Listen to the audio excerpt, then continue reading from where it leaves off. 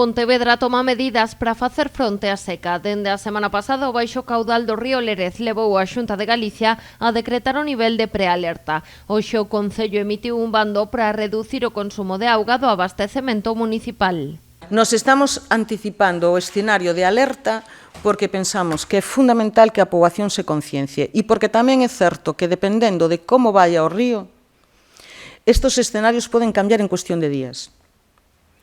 Se o río se sigue comportando como se está comportando estes días, despois do peche de Ence, que está mantendo, xa vos digo, durante 3 días, está moi estable, e esta situación se prolonga a tempo, pois tardaremos en entrar no escenario de alerta. Para este nivel de prealerta, o Concello proíbe o uso de auga apta para o consumo humano para encher piscinas, regas de xardíns e limpeza de coches por particulares. Ademais, os servizos municipais xa están reducindo os baldeos e as regas. Son situacións que ademais poden cambiar en cuestión de moi poucos días.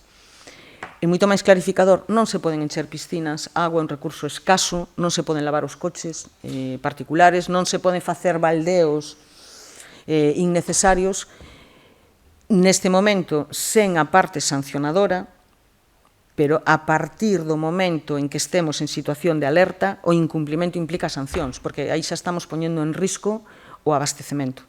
Tamén se promove a instalación de dispositivos de aforro doméstico para evitar o uso innecesario da auga, o peche da billa durante o cepillado ou, no caso das empresas e industrias, minimizar o consumo.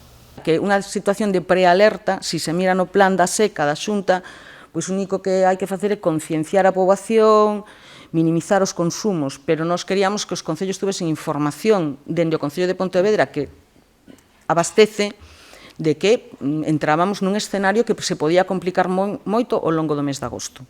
Hoxe a Xunta de Goberno Local aprobou tamén un plan excepcional de actuacións ante situación de escaseza conxuntural de recursos hídricos.